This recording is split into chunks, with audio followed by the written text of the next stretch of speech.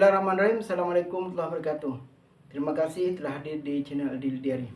Jadi pembahasan kita hari ini bagaimana Singapura itu memanage perbedaan antara sukunya itu menjadi sebuah kesatuan sehingga mereka bersatu demi memajukan Singapura walaupun mereka terdiri dari berbagai perbedaan suku dan ras. Singapura mengelola masyarakat multikulturalnya melalui kombinasi kebijakan, hukum, dan inisiatif di tingkat komunitas dengan penekanan pada integrasi daripada asimilasi. Tujuannya adalah untuk menciptakan ruang bersama dan kesetaraan kesempatan bagi semua warga terlepas dari ras dan agama. Berikut adalah beberapa pendekatan utama yang digunakan Singapura untuk mengelola keberagaman etnis. 1. Kebijakan perumahan. Kebijakan integrasi etnis atau Ethnic Integration Policy EIP sejak tahun 1989, pemerintah menerapkan kuota ras untuk setiap blok perumahan atau HDB yang dihuni oleh sekitar 80% penduduk Singapura. Kuota ini didasarkan pada proporsi etnis di tingkat nasional, Tiongkok, Melayu, India, dan lainnya, sehingga mencegah terbentuknya kantong-kantong etnis yang terisolasi. Hal ini mendorong interaksi sehari-hari di antara ras yang berbeda-beda. Jadi dibuatlah sebuah kompleks kompleks seperti kita lihat di film-film Malaysia atau Singapura. Jadi mereka itu dicari satu tempat, jadi dibuat seperti rusunawa. Kan kita sering lihat itu di Malaysia. Jadi dengan mereka bertetangga yang satu komplek rusunawa itu, jadi mereka lebih berinteraksi daripada seperti di kita di Indonesia umumnya atau di provinsi-provinsi khususnya. Jadi rumah-rumah per rumah. Jadi pertama memakan banyak tempat, kemudian interaksi dengan tetangga itu akan lebih sedikit. Nah, coba kita lihat misalnya rusunawa. Rusunawa kan lewat di rumah, jadi mereka ada kesempatan, ada waktu untuk saling bertegur sapa antar sesama tetangga. Itu pertamanya. Kemudian pendidikan. Bahasa pengantar umum. Bahasa Inggris ditetapkan sebagai bahasa pengantar utama di sekolah, kantor, dan pemerintahan.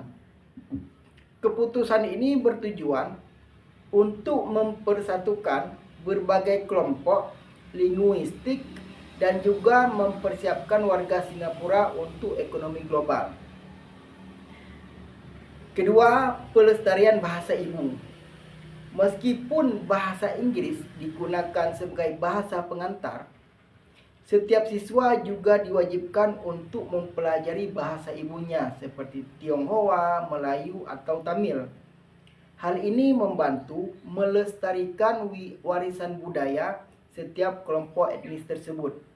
Ketiga, kurikulum multikultural. Sekolah juga mengadakan acara dan program untuk merayakan keragaman budaya, seperti Hari Kerukunan Ras setiap tahun. Itu sangat terkenal di Malaysia. Kemudian, hukum dan politik. Hukum yang ketat. Pemerintah memiliki undang-undang yang kuat seperti Maintenance of Religions Harmony Act untuk mencegah siapapun memicu kebencian antar ras atau agama. Undang-undang ini memuat hukuman dan langkah-langkah persuasif untuk memulihkan hubungan. 2. Sistem GRC atau Group Representation Constituency. Setiap sistem pemilu ini memastikan bahwa tim politisi yang mewakili suatu konstituen harus mencakup setidaknya satu kandidat dari etnis minoritas. Dengan demikian, perwakilan etnis minoritas ini di parlemen selalu terjamin. Jadi setiap etnis itu ada perwakilannya. Tidak ada yang mayoritas atau minoritas, jadi semua sama. Meritokrasi. Pemerintah menjunjung tinggi meritokrasi yang menjamin kesetaraan kesempatan bagi semua warga berdasarkan prestasi individu tanpa memandang ras, bahasa, atau agama. Inisiatif komunitas. 1. Asosiasi Rakyat, People's Association atau PA. Organisasi akar rumput ini menyelenggarakan berbagai program di tingkat lokal untuk meningkatkan pemahaman antar ras. Hal ini mencakup dialog antar agama dan acara-acara yang melibatkan berbagai latar belakang etnis. 2. Kelompok swadaya etnis.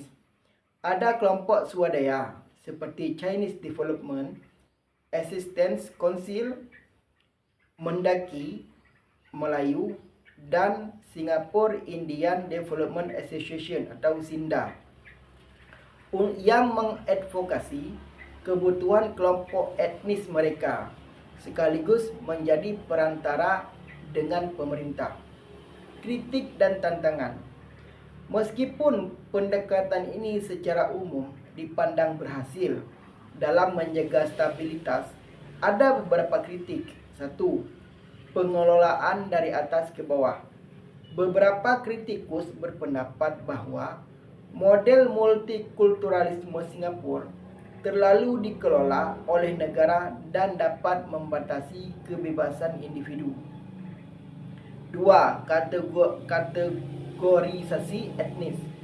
Kebijakan ini mengkategorikan warga ke dalam kelompok ras utama, Tionghoa, Melayu, India, dan lainnya, yang dapat membuat kelompok-kelompok kecil seperti Eurasia dan Peranakan menjadi kurang terlihat.